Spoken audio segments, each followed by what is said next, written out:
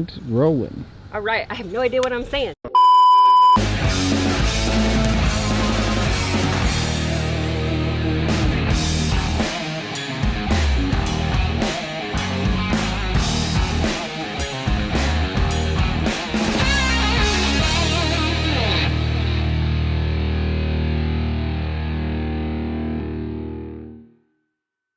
So how about that Vegas trip, Stacie? Yeah, no shit, right? What a story that is. We had our Duramax towing the big black trailer with the Trans Am in it. Yep. We had Yogi's square body dually. He's got an LS 480 in that. He was towing the Nasrod.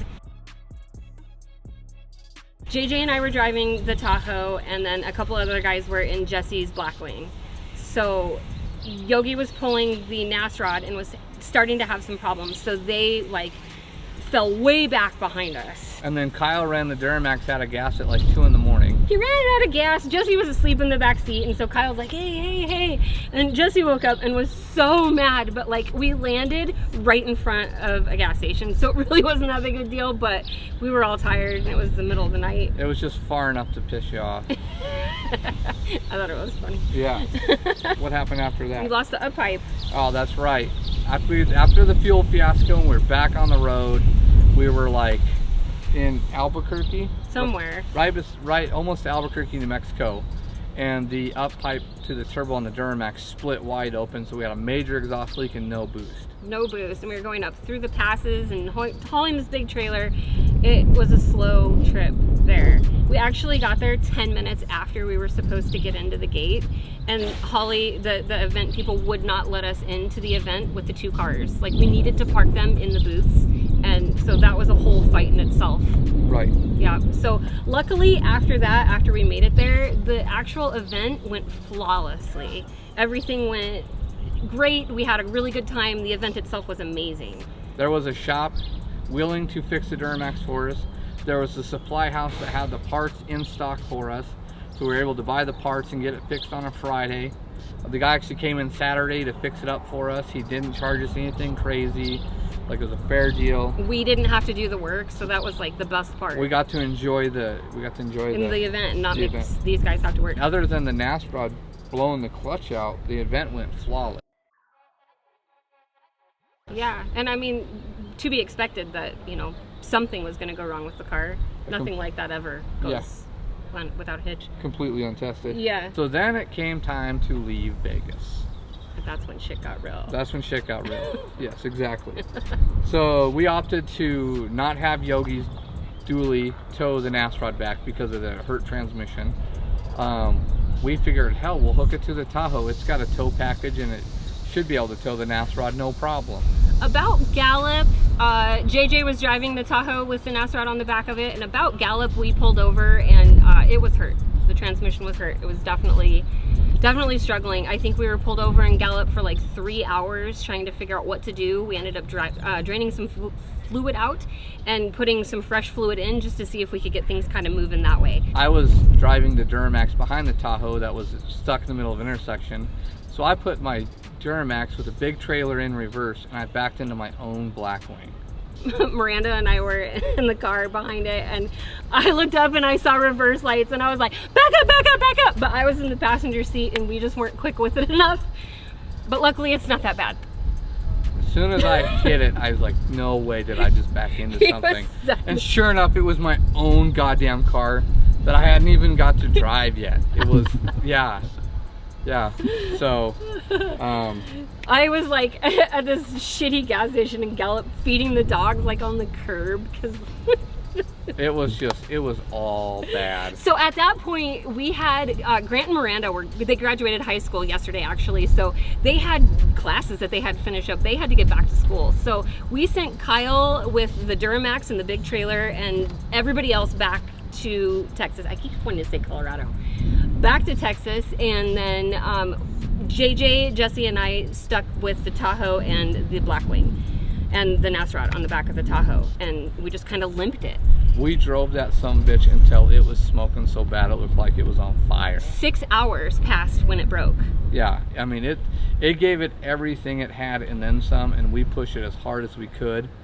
And finally, about 2 hours outside of Amarillo, it just threw in the towel. And this is like midnight, and we're in the middle of New Mexico. It's pitch black. Nothing around us. It was bad. So we had to leave the Tahoe and the Nasrod on the side of the highway. And we headed to, so luckily, I put a post on Facebook, and we had a buddy from Colorado that was headed to Texas to pick up a truck and trailer. So he had an open truck, and he was about an hour outside of Amarillo. Super lucky. So we met in Amarillo, we all slept for a couple of hours, and then Jessie and Scott hit the road to go back and pick up the Nasrod because it was on the trailer and we had to get that back. So here we are in the middle of this sketchy highway, even in the middle of the day with tons of high traffic, with Yogi's trailer. It's got a busted trailer jack, so it just wants to fall over. Scott and I have this old mechanics jack that is just like way past its limit of what it can do. We're trying to wedge this truck underneath this trailer to get it on there, and we finally get it on there, and we had like a 6-hour journey back. JJ and I had headed back in the Blackwing back to Texas to, you know, that way we could get back. And then Kyle, since he had to head back so much sooner, took the Duramax and hooked up to our open trailer and headed up to New Mexico to pick up the Tahoe because it was still left on the side of the highway. We dropped a pin. We left the Tahoe at about 11:30 or 12. When Kyle arrived at the pin where the Tahoe should have been at about 8 o'clock at night, he could not find it. He drove up and down the road until about 10 o'clock at night trying to find it, thinking maybe that we just misplaced the pin or the GPS was wrong or anything. And it was super dark. It was super dark, so what we had him do is stay in Amarillo at a hotel and go back the next day and look for it again. And we never found it. It was missing. We had to call in the, you know, the highway patrol and the state patrol and the insurance company, and they did find it. They found it a week later. In Santa Fe. In Santa Fe. So. In Santa Fe, missing some stuff. Missing a bunch of stuff, and ended up deeming it a total loss. And now Stacie has a new Escalade. So. But I do miss my Tahoe. Yeah. But what a shit show this trip was. I mean, it was like one thing just after another, and we're like, gosh, we're never gonna make this trip again. But of course we're back, and now we can laugh about all of it. And if LS Fest was in Vegas tomorrow, we'd head up. We would be loading up right now. For sure. Absolutely, because we just love that event. We love the people that are there. We love the love that we get. We love the contacts we get to meet, all the fans, all the people. Coming up, we have the Texas event, which hopefully should not be that much of a fiasco to get to and from. It's 3 miles up the road, so. If we have any vehicles still in between here and there, we're gonna have some explaining to do. We're super excited. We got a huge booth, 30 by 100, the biggest booth they'd sell us. We got it. We got, I don't know, 7 or 8, 9 customer vehicles and personal vehicles we're bringing. We got some tents, we got a trailer, we got some help, we got tons of merchandise. It's gonna be, Stacie's gonna have to work her ass off. It's a 2-day event. It's a Friday and a Saturday. It's gonna be like in the night, so it's gonna be like 1 o'clock to midnight or 2 o'clock to midnight, whatever it is. It's gonna be a blast. So yeah, I'm looking forward to it. I'm looking forward to meeting some new people in this area, since we're still pretty new to the area, you know, in all things considered. So what about you? Yeah, I'm excited. So shout out to Scott Buchanan. He was, if it wasn't for him, the Nasrod would probably be sitting in Copart next to the Tahoe.